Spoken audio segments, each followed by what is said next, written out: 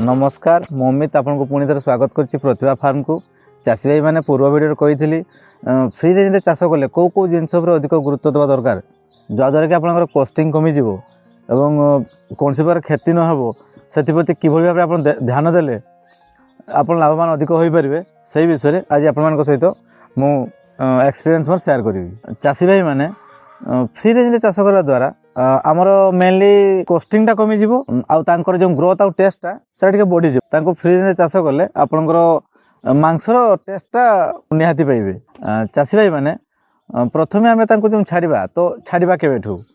एटा हूँ प्रश्न। कुकुड़ार वेट 400 ରୁ 500 ग्राम आउ ना 45 दिन ରୁ 50 दिन जदि आपन आगु छाड़ुंट फ्री रेंज रे से देन तार खाद्य फ्री रेंज एरिया से पाई पारिबोनी। आमे जानिबा किभली आज छाड़बा ना आज छाड़बानी तो यहाँ गोटे हूँ आप वेदर चेक करेंगे। आजिकल प्राय स्मार्टफोन समस्त पाखे है आपन फास्ट गूगल को जाकि वेदर रिपोर्ट सर्च कलापर से दिन रिपोर्ट देखिपारे जब वर्षा अच्छी ना ना जदि वर्षा थी ताले से दिन छाड़ा हेनी जदि वर्षा नहीं आप से दिन छाड़े जदिओ छाड़े तो छाड़बार समय पुणी जानवे केमती प्रथमे देखिए जे आपंकर जो घास थी फ्री रेंज घास आप चेक करदे जे अच्छी कि शिशिर पानी रही जाइए कि जितक आपंकर फ्री रेंज एरिया शिशिर पानी कटि न आपड़ कुकुड़ा को छाड़बे बाहर को अनुमान करेंगे से 8 ରୁ 9ଟା भितर से शिशिर पानी कटिजो तापर आप छाड़ी पारे नहले आप तो छाड़देवे शिशिर पानी से चला बुला कलापर सीआरडी रोग हबार संभावना सृष्टि हो 2-4 दिन किसी हेनी कि निश्चित सीआरडी रोग हम आखि फुलीज भीषण बहुत जोर रे ठंडा हे यही सब समस्या आपन फेस करेंगे। तेणु शिशिर पानी रे कौन प्रकार छाड़बे। चाषी भाई मैंने आपन जो फ्री रेंज रे छाड़े छाड़बार मेन उद्देश्य होची आपनकर कस्टिंग कमेबे। कस्टिंग कम आपनकर खाद्य रे आपन कमेले हो पारिबो आउ नहले आपन ताकर रक्षणाबेक्षण उपर कमेले तो हो पारिबोनी आपन तो कस्टिंग उपर ही केवल मैनेज करके करि पारिबे। तो आपनकर जो फ्री रेंज एरिया थिबो से एरिया रे मझिरे मझिरे आपन एमती गछ लेबे जार कि छाई थिबो छाई भी मध्य पड़ो फार्म रे आ ता संगे आपनकर किसी निज जिनस ही पारिबो जेमति कि आंब गछ हो बा हमर पपाया गछ हो सुजना गछ हो बा कौन सी पनीपरिया टाइप गछ बिलाती हो बैगण हो बा आउ कौन सी वेजिटेबल जिनस हो लगेले भी आपन जिनस तो रहा उपरे से तोले जो पोक सृष्टि हुए से पोक को खावाई भल लगे। तेणु से सब गछ लगे भी आपंकर किसी असुविधा नहीं से सब गले सहायक हम अधिक सहायक हम गछ आप मझे मझे खोसेबे जद्वारा कि से जो मूल अंश जो पोक थे सेगा सब बाहरी आसिले जो आप फ्री रेंज छाड़े कुकुड़ा मान को से इजिली खाई पारे तो निहाती सप्ताह को ना भी 15 दिन को थरे से गछ निहाती खोसेबे। चाषी भाई मैंने फ्री रेंज चाष कले लाभ तो अच्छी क्षतिर संभावना अच्छी तेणु सब बेले जो जो जिनस सतर्क रहा कथा से सब जिनस मानिक चलने ही आपने लाभ पाई पारे। फ्री रेंज चाष कले आ गोटे गुरुत्वपूर्ण जिनस होची आपणकर भावन फार्म भितर किसी गोटे जिनस कुकुड़ा गुड़ा मरी जाइए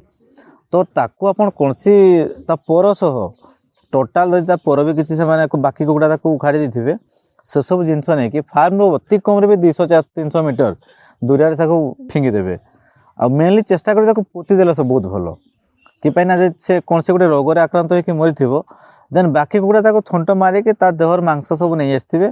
देन गोटे वन टाइप ऑफ डिया रोग सृष्टि हो जहाँद्वारा कि आपंकर जो भल कुकुड़ा थे से एफेक्टेड हो तेणु चेष्टा करेंगे जोटा कि आप फार्म भितर कुकुड़ा मरी जेकोसी किसी डिजीज द्वारा मरी थो आपन सब चेष्टा कर बाहर फार्म बाहर पोतीदेवे।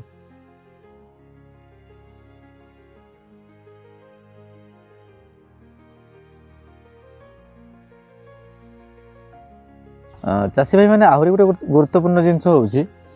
जो ताको आप पीवाई पानी देवे तो फ्री रेंज में आप पीवाई बंदोबस्त करेंगे से जो बाहर बुलूवे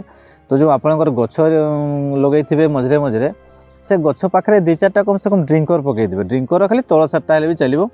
पीवाई खाली पानी दरकार तो से पानी आप वर्षा पानी पड़ो से हे सेमती किसी करेंगे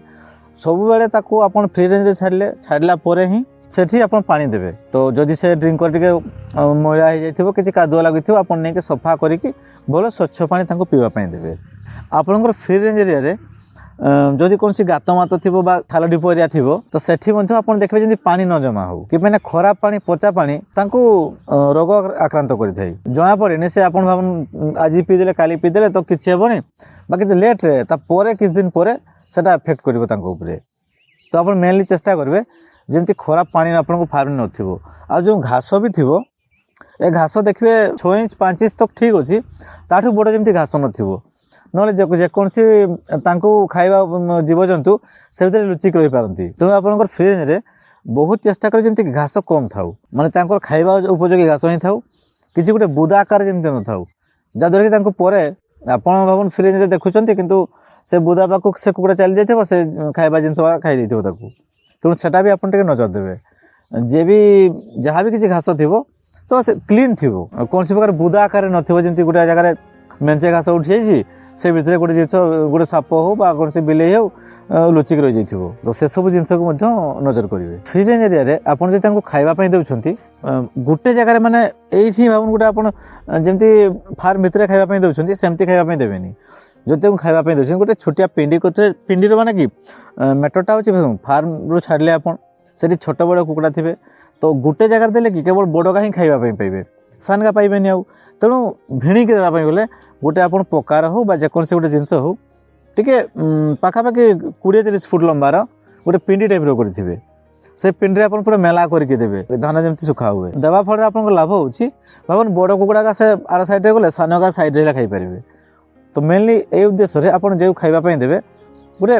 लंबाड़िया जगह देवे माने बड़ जगह चाषी भाई मैंने आप फ्री रेंज चाष कले आपंकर बाड़ टे हाइट थी दरकार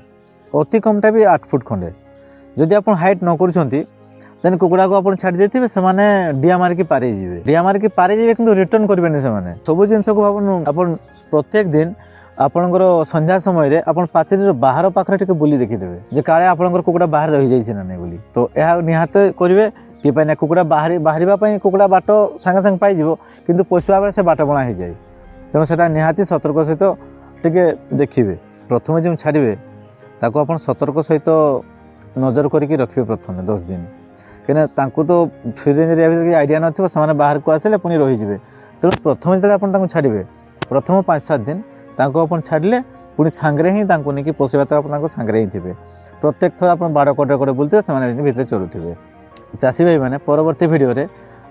चिक्स डे 1 रू डे 21 तक तार जत्न किभली भाव ने आपंकर मोर्टालिटी कम हे आपड़ तार खाद्य प्रिपेरेसन कि भाव कले अधिक लाभवान हो पारे से विषय में मुझे जनइबी। नमस्कार।